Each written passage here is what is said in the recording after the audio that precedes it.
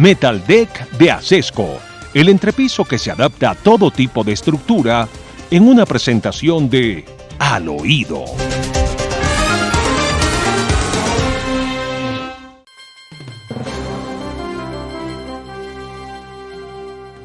Bueno, además le cuento al oído que el Departamento de Estado de los Estados Unidos había estado como calladito, como silencioso, como demasiado prudente con respecto al manejo que se le daba en Colombia al tema de la cocaína, pero ya no soportó más. Y cuando es la hora de hacer presupuesto y de determinar qué dinero se le da a estos países latinoamericanos para apoyar sus democracias y apoyar su desarrollo, entonces abrió los ojos y dijo que esto no puede seguir siendo así. Estamos inundados de cocaína. Fue lo que dijo el Departamento de Estado, ¿verdad? Pues doctor Fernando, ayer, después de mucho tiempo de esperar algún pronunciamiento por parte precisamente de la División sobre temas de cultivos ilícitos, drogas ilícitas, el departamento ha sacado un documento en el que indica, entre otras cosas, lo siguiente. Les voy a compartir pantalla del documento para que ustedes lo tengan aquí, lo puedan ver conmigo. Dice el documento lo siguiente. En la primera parte, voy a leer la parte superior, dice: las organizaciones criminales transnacionales amenazan los sistemas de salud pública en Estados Unidos y sus aliados explotan el sistema financiero internacional y degradan la seguridad de los Estados Unidos y los países y sus países socios.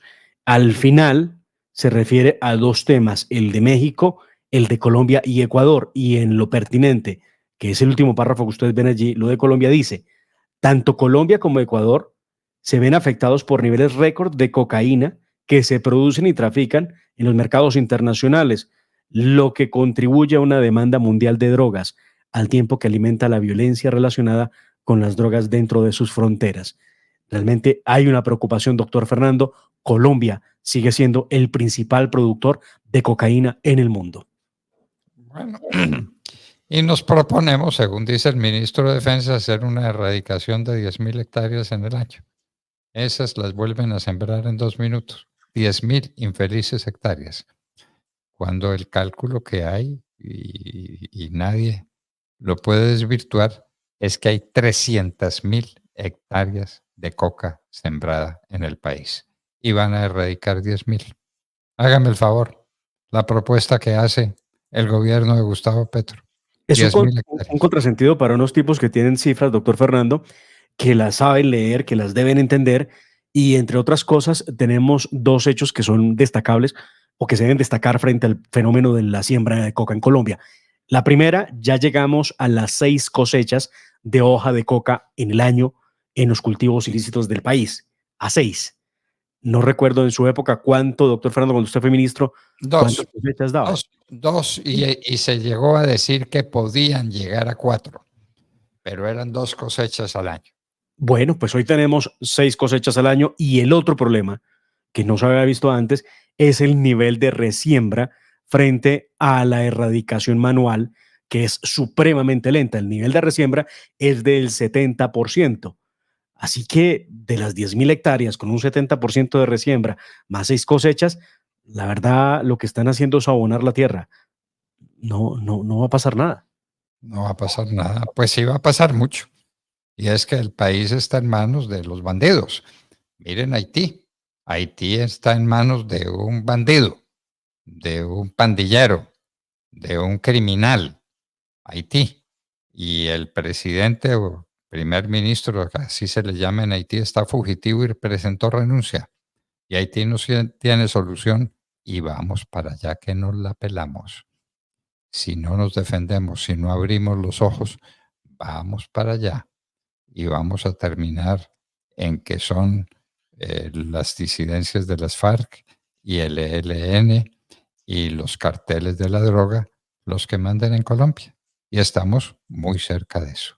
Pero doctor Fernando, sí es cierto, no se vaya tan lejos, porque es que el dato de cómo está distribuido el país a los grupos terroristas y criminales lo entregó la Defensoría del Pueblo y lo entregó la ONU hace una semana en Colombia. La ONU identificó 206 municipios afectados por violencia, donde hay unos niveles críticos de violencia o de inclusive de movimientos urbanos que antes era guerrilla en ciudades como Cali y Bogotá. Pero además, la Defensoría del Pueblo identificó 113 municipios con un riesgo altísimo, 286 en riesgo alto de violencia debido al actuar de grupos ilegales. Y le doy control territorial. El Clan del Golfo está en 331 municipios. El ELN está en 231 municipios. Las FARC, Estado Mayor, como le llaman ahora que las disidencias, 234 municipios. La segunda Marquetalia del terrorista Iván Márquez en 65 municipios. Los Comando de Frontera en 24 y otras bandas criminales en 34. De hecho, hay grupos sin identificar en 24 municipios. Hay unos que llaman herederos de las AUC y del EPL en 187 municipios. Doctor Fernando, es cierto, hay un control o un poder dual o una coadministración entre el gobierno y los grupos criminales. De otra manera, no se explica que tengamos estas cifras, que vuelvo y repito, son cifras entregadas por la Defensoría del Pueblo y por la ONU, que escuchábamos nosotros aquí la semana pasada, advertía que había un problema para administrar los municipios por presencia de grupos criminales. Y nosotros en manos, entre otras, del ministro de Defensa, que es sencillamente lamentable. Esto no es falta de caridad cristiana. El hombre no tiene muchas luces, eso está claro, pero si no las tiene, que se dedique a lo que dan sus capacidades, pero que no sea ministro de Defensa. Uno lo oye hablar y dice, finalmente, este sujeto, ¿qué fue lo que dijo o qué fue lo que quiso decir? Lo tenemos por ahí, Demar. Escuchemos algunos. Pongamos en contexto. Ayer el Congreso de la República tuvo 3 hechos de los que vamos a ir hablando: reforma a la salud, debate al ministro de Salud y debate al ministro de Defensa, que compareció ante el Congreso de la República, el Senado, para explicar, entre otras cosas, doctor Fernando, el tema de los helicópteros, de los CAFIR, de los cultivos ilícitos, de la suspensión de compra de armas a Israel, porque si usted se suma todo esto, la cuenta es elemental. Pues Colombia no tiene con qué defenderse ni siquiera de los grupos criminales que la acechan internamente. Y bueno, el ministro, entre una cosa y otra, pues tenía que celebrar que una amiga suya llegó a la Fiscalía General de la Nación. Esto fue lo que dijo el ministro en medio del debate. No le tocaron el tema, no era objeto del debate, tampoco el instructor de la audiencia, el senador que estaba presidiendo el debate, lo corrigió, lo dejó hablar y por eso dijo esto que dijo el doctor Iván Velázquez, ministro de Defensa. Esperamos que ahora tengamos una fiscalía independiente dedicada a la investigación penal. Esperamos que lo que ha sido un anhelo del país en la lucha contra la impunidad y la corrupción sea una realidad ahora. Esperamos que cuando por todo el esfuerzo de la fuerza pública se incautan 659 toneladas de cocaína en el 2022, 740 toneladas en el 2023, llevamos 130 toneladas en los 2 primeros meses de este año, la Fiscalía nos pueda decir ¿cuál es la estructura dueña de esa cocaína? No, esto es el ministro reclamando la necesidad de que la Fiscalía entonces les diga quiénes son los dueños de la cocaína que ellos no están persiguiendo porque no persiguen los cultivos ilícitos. Recuerde usted, la meta es de 10.000 hectáreas a erradicar, según dijo el presidente Gustavo Petro y el ministro de Defensa. ¿Pero qué le contestaron los congresistas? Escuchemos en primer lugar a Paloma Valencia, quien estuvo en el debate también y fue una de las citantes al debate en contra del ministro de Defensa. Esto es muy importante. Él dice que quiere que hablemos de paramilitarismo en serio. Yo estoy lista. Yo quiero dejarle claro al país que este partido jamás se ha sentido representado por el paramilitarismo. Nosotros no pedimos representación política para los paramilitares. Hay que tratarlos como delincuentes políticos. claro, para el tema de las bases, pero era un tema sobre las amnistías. Lo mínimo que se les daba de cárcel era entre 5 y 8 años de cárcel. Ojalá este país hiciera un debate sobre las diferencias entre justicia y paz y la JEP y la impunidad. Porque es que el tema en el Congreso frente a la violencia, doctor Fernando, no es la guerrilla ni son los 800 grupos criminales, sino el paramilitarismo que sigue siendo el caballito de batalla de estos políticos de izquierda que hoy están en el poder. Escuchemos qué fue lo que dijo la senadora María Fernanda Cabal al ministro de Defensa. Su responsabilidad, ministro, es muy grande. Su responsabilidad hoy es que no puede seguir usted, porque va a quedar en los anales de la historia, tolerando que todos estos grupos empoderados, ¿cuántos son, ministro? No son 3, no son 5, son más de 800. No lo digo yo, lo dice la Defensoría del Pueblo, lo dicen las alertas tempranas, lo dice el Departamento de Estado, que estaba muy callado hasta hace poco, muy callado. Creo que hasta hoy, que está aterrorizado que la meta de usted sea de 10.000 hectáreas. ¿Usted sabe cuántas cosechas hoy con las tecnologías hacen la coca más productivo?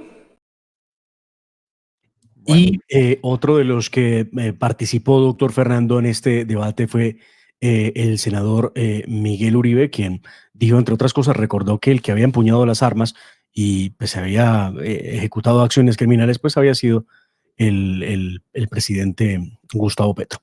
Pero pues el ministro no contestó nada de lo que se le citó, un debate que programó J.P. Hernández en contra del ministro de Defensa, que no respondió, doctor Fernando, ni por la suspensión de armas con Israel, ni por los helicópteros en tierra, ni por los procesos de paz fallidos de la FARC. Pero no tocó el tema, o lo tocó de mala manera, además. No, ese no fue tema. Él se defendió con cifras, supuestamente cifras que demuestran que el gobierno lo está haciendo bien. Con cifras y el país en manos de estos bandidos. ¿Y qué habla de la coca? De las 300.000 hectáreas de coca, ¿qué dice? Del nuevo enfoque, porque usted escuchó allí, el interés que tiene el presidente Gustavo Petro y el ministro entonces es en determinar quiénes son los dueños de la cocaína, no los que cultivan la coca. Bueno, e interceptar los productos finales del proceso, la cocaína. Y están interceptando unas toneladas de cocaína y están pasando más. Si aceptamos que se están produciendo 3.000 toneladas métricas de cocaína al año y se interceptan 700, hay 2.300 toneladas métricas. ¿Cuánto valen? ¿Cuántos miles de millones de dólares valen en el mercado las 2.300 toneladas métricas que, según las cuentas del propio gobierno, están pasando al mercado internacional? Son los dueños del país. Pero además, si quieren buscar los dueños de la cocaína, doctor Fernando, pues solamente basta con que revisen a quienes sentaron en las mesas de negociación, las FARC y el ELN, los del Clan del Golfo. Son los dueños de la cocaína. ¿Qué otro puede ser? Además, ¿cómo se mantienen estas estructuras armadas? Esta declaración... ¿Y tampoco dijo qué va a hacer con los helicópteros que están varados en tierra? No. De eso no dio una sola respuesta, porque lamentablemente, doctor Fernando, el sistema del debate en Colombia no es debate, sino que son ponencias, ¿no? Habla el congresista que cita, hablan los congresistas que coadyuvan la citación al ministro, luego responde el ministro, luego sale en defensa la bancada de gobierno, pero no hay un contrapunteo, como llamaríamos nosotros en el llano, a esa pregunta-respuesta. Y no hubo manera de que diera una palabra concreta sobre los temas graves. No tenemos aviones, no tenemos helicópteros. Pero le había prometido esta declaración que me pareció durísima del senador Miguel Uribe contra el presidente Gustavo Petro y su gobierno. Escuchémosla. A Gustavo Petro que no sea sinvergüenza, que el único que participó en una organización criminal, que asesinó, que secuestró, que extorsionó, que mató, es él. Que son ellos los delincuentes a los que la democracia colombiana perdonó. Es que no se nos olvide que Gustavo Petro es hoy presidente porque le perdonamos sus crímenes. Y eso es lo que... Este fue el nivel de debate que vivimos ayer en el Senado de la República, doctor Fernando. al ministro de Defensa, que lamentablemente no respondió a las preguntas fundamentales. Pero, y el país a la deriva. Y el ministro no dice una sola palabra y las palabras que dicen no pueden ser más inconexas, no pueden ser más lamentables. De manera que estamos en manos de nadie, en manos de nadie. Algo positivo. Se hundió la reforma a la salud. No alcanzó la mermelada de Petro y se hundió. No se ha hecho la votación, pero la suerte está echada, porque ya 8 se hicieron fotografiar. Y apareció una novena diciendo: yo adhiero a esa ponencia de archivo de la reforma a la salud. Ahí hay un temita que vale la pena, doctor Fernando, respecto de la persona número 9, que es Ana Paola Agudelo, del partido Mira.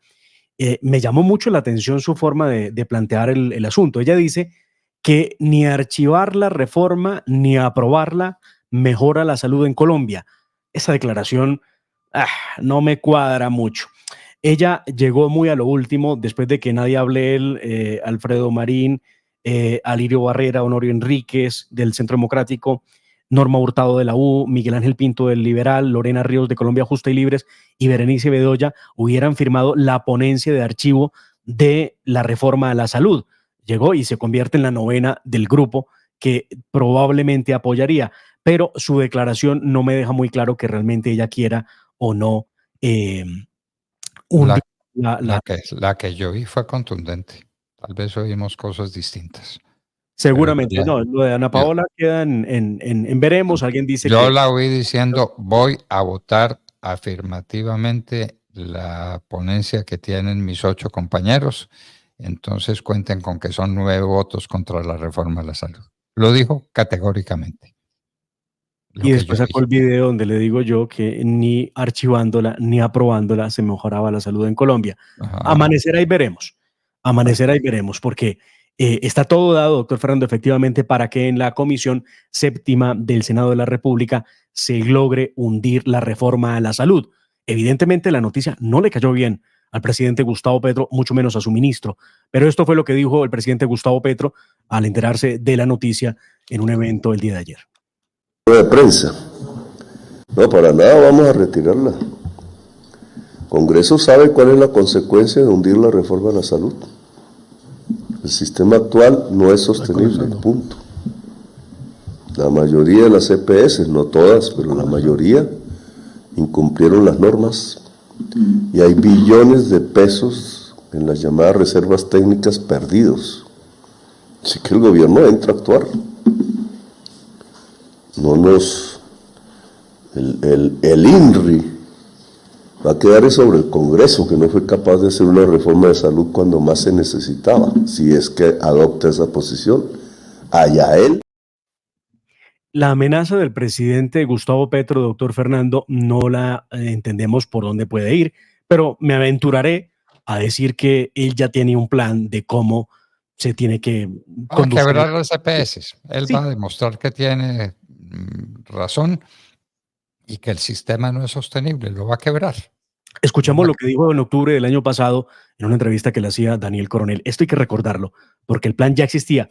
Digo yo, doctor Fernando, con reforma o sin reforma, el plan del presidente Petro es absolutamente claro. Veámoslo. El modelo de salud, EPS. Si yo quisiera acabar las EPS, ¿sabe qué hago? No presento el proyecto. Dejo que pase lo que está pasando. Y les demora un poquito los pagos. Y entonces, eso es un dominó. Y hace que... No, ni siquiera hay que demorar pagos. ¿No? No. Simplemente, EPS quebrada, sus afiliados tienen que, como lo han hecho hasta ahora, tienen que pasar a las que quedan. Y esa se cae. Y entonces todo ese mundo ya mayor aún de afiliados tiene que pasar a la que queda. Esa se cae. No es sino esperar. Si yo quisiera eso, no es sino esperar. Si yo quisiera eso, pues es lo que quiere y lo va a demostrar y va a quebrar las EPS. Es de lo que tenemos que estar atentos. Bueno, la renuncia de Amelia Pérez de nada sirvió, ¿no? Porque ella pretendía crear un caos y hacer imposible la elección simplemente porque se sintió derrotada con su maridito que debe estar lanzando mensajes. Hágame el favor los mensajes que va a lanzar el marido de Amelia Pérez ahora. En la carta de renuncia, doctor Fernando, bueno, ¿cómo fue este peliculón de ayer en la mañana? Estaba planeada obviamente la sesión de la Corte Suprema de Justicia, lo habían anunciado desde la semana pasada, y el punto único del orden del día era votación de fiscal general de la Nación. A las 8 de la mañana, Amelia Pérez llegó a la Corte Suprema de Justicia a radicar una carta donde expresaba que renunciaba a la terna para la que fue nominada por parte del presidente Gustavo Petro. Primer gran error, ¿no? La Corte no la nominó, tenía que presentarle la carta a quien la nominó, que fue el presidente Gustavo Petro, pero la radicó en la Corte Suprema de Justicia para obviamente lograr un efecto, que es la pregunta. ¿Por qué Amelia Pérez no renunció la semana antepasada cuando fue tan álgido el tema de los trinos de su marido? ¿Por qué no renunció la semana pasada? ¿O por qué no renunció, no sé, el domingo en la noche? ¿Por qué esperó al momento clave, que era la reunión de la Corte Suprema, para renunciar el día martes? ¿Por qué lo hizo? Porque Una no vez sabía qué hacer y porque tenía la esperanza de que la votación fuera a su favor. Y es que llegó a tener 13 votos. Ella se sintió fiscal y entonces estaba esperando. Y la cosa se le volteó, no funcionó. Cuando la Corte conoció los trinos del marido y que ella no los había rechazado, entonces resolvió votar por la actual fiscal, por Luz Adriana Camargo. Y entonces cuando se vio ya ante la inminencia, ante el hecho, se fue corriendo a Palacio a pedir instrucciones y a presentar en la Corte Suprema su carta de renuncia, creyendo que con eso iba a crear una situación insostenible. Y no faltará quien presente la demanda contra la elección de Luz Adriana Camargo porque no había terna. ya hay pronunciamientos del Consejo de Estado al respecto, doctor Fernando. Ayer estuve revisándolo. De hecho, hay un caso en la época de la reelección del procurador Alejandro Ordóñez en la que se intentó, María Mercedes López, que estaba en la terna, se renunció en el mismo momento en el que el Senado elegía, y eso no valió para sacarla de la ecuación. Lo que ocurre es que, siendo este un acto administrativo complejo que requiere distintas etapas, ya había superado todas las etapas y tenía que votarse sí o sí, aunque la persona diga que renuncia. ¿Y qué pasa si gana? Pues si gana, la persona estará en aceptar o no que ha ganado, y si no, pues tendrá así que volver a repetirse el proceso, pero tenía que votarse. Lo que por la jurisprudencia se ve es que, aunque demanden la elección de la fiscal Luz Adriana Camargo, no va a pasar nada porque ya antes ha ocurrido el mismo fenómeno y se ha dejado en firme a quien ganó la elección, porque pues es la persona que no renunció a la aspiración. Lo cierto es que Amelia Pérez, doctor Fernando, radica a las 8 de la mañana la renuncia, inmediatamente se va a Palacio de Nariño y lo que pretendían era frenar la elección del fiscal, aunque parezca mentira. Sí, frenar la elección del fiscal. Eso que ellos tantos han dicho, que elijan ya fiscal, no era tan cierto. ¿Qué me dicen a mí ayer desde la misma corte? Me dicen que aquí lo que había era una jugada, obviamente, evitar la elección del fiscal, porque parece que al presidente ya no le satisface el nombre de Luz Adriana Camargo como fiscal general de la Nación. No le gusta. Bueno, que le pregunte a su ministro de Defensa, que estuvo con ella en Guatemala tanto tiempo, de donde salieron expulsados los dos como personas no gratas. Sí, lo curioso es que en la cuenta de Gustavo Petro, doctor Fernando, el presidente publicó la carta de Amelia Pérez, donde ella habla de maltrato, de revictimización, de haberse sentido violada en su intimidad, en su dignidad, injustamente ultrajada, vituperada por circunstancias que ella dice son ajenas y que no tienen que ver con ella, que el tema de las redes sociales no tienen por qué achacárselo a ella, que eso es un tema que es ajeno a su vida. Pues no es tan ajeno porque pues, es su marido el que trina. Lo que me llama la atención a mí, y un poco puede corroborar la teoría de lo que me han contado, es que el presidente Gustavo Petro obviamente no saludó de manera protocolaria siquiera la elección de la fiscal. No lo hizo, no hubo una palabra que indicara, él que tanto ha insistido en que le elijan fiscal, No hay ninguna palabra que le agradezca a la Corte o le dé a la fiscal el mejor deseo para que trabaje con independencia. No, no hay esa voz. Yo le oí unas declaraciones diciendo que ojalá se cumplan las cosas y que la fiscal resulte buena. Sí hay un mensaje en ese sentido, Gustavo Petro. No lo escuché, vi las redes Bien. sociales del presidente, pero Yo- bueno, vamos a ver qué hace la nueva fiscal. Yo lo escuché y Petro terminó por entregarse al dolor y por aceptar el nombramiento de Luz Adriana Camargo, que parece que ya no le gusta tanto. Sí le gusta es a su ministro de Defensa, con quien estuvo Luz Adriana Camargo en Guatemala y de donde salió dejando muy tristes recuerdos de su paso por ese país. Pero en fin, ojalá haya madurado, haya cambiado y las cosas sean distintas en Colombia. Hagamos votos porque así lo sea. Es la rama de la Bueno. justicia, doctor Fernando. Por mucho Bueno. que la haya alternado el presidente, no tiene remedio diferente a actuar en derecho. Bueno, ¿Mancuso va a ir o no va a ir al Congreso? Pues, doctor Fernando, los comunes, antes FARC, en el Congreso de la República, le han extendido una invitación para que vaya a contar la verdad de lo que ha pasado en Colombia. Es más o menos una película increíble, ¿no? Bueno, aunque los une un anhelo tanto a los ex-FARC como a Mancuso, y es, por supuesto, acusar y perseguir a quienes lo extraditaron a los Estados Unidos por seguir en temas de criminalidad y narcotráfico. Así de simple. Lo cierto es que se está planteando, hace unos años cuando Mancuso fue al Congreso, fue duramente criticado y fue rechazado. Ahora que la izquierda es la que invita a Mancuso al Congreso, pues nadie les dice nada, nadie se opone, a todo el mundo le parece una maravilla. Bueno, otra cosa que no podemos olvidar, Demar, es lo que está pasando en la costa atlántica con las tarifas de energía. Son impagables, sencillamente impagables. Van a quebrar la mitad del comercio de la costa atlántica. Hay lugares de la costa atlántica donde las tarifas son sencillamente descomunales. Tenemos que preguntar por qué. Tenemos que preguntar por qué, de manera que anticipémonos a que mañana vamos a tener un personaje que nos hable de ese tema dramático. Las tarifas de energía en la costa atlántica. ¿Eso puede pasar en el resto del país? Ya lo veremos. Doctor Fernando, lo que pasa en la costa es realmente dramático. Por lo menos un 39% de los usuarios son usuarios que no pagan el recibo. Y esto ha llevado, por supuesto, a que haya imposibilidad de sostener el sistema y que la carga técnica de este faltante se le traslade a las personas que sí pagan el servicio de energía, por lo que las facturas son tan altas. Difícil situación. Lo peor es que hubo una reunión el fin de semana donde se reunieron con alcaldes, gobernadores para tratar el tema y el gobierno no da ningún tipo de solución. ¿El 39 no paga y qué? ¿No le quitan el servicio o es que se roban la energía? Se roban la energía. Ah, se roban la energía. Muy bien. Mañana hablaremos con quien nos puede explicar ese tema, a ver si tiene alguna explicación y eso para dónde va.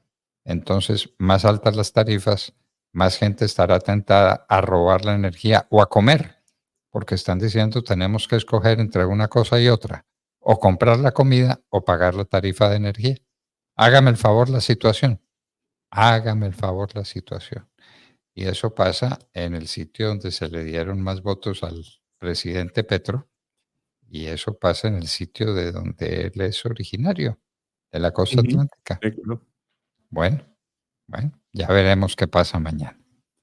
Y así, queridos amigos, nos despedimos de ustedes. Precisamente hasta mañana, a las 6 en punto de la mañana, cuando estaremos de regreso. Sí, señores. Dios mediante, y gracias a la generosidad de ustedes.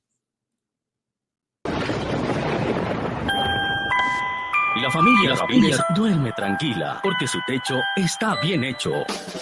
Bien hecho como las cubiertas Acesco. Por su doble capa protectora, son ultra resistentes a la corrosión y al paso del tiempo. Para que tu techo quede bien hecho, exige calidad Acesco. www.lahoradelaverdad.com.co. Escúchenos desde cualquier parte del mundo a través de nuestra página de internet. Opinión, deportes, cultura y entrevistas. Visítenos y participe. www.lahoradelaverdad.com.co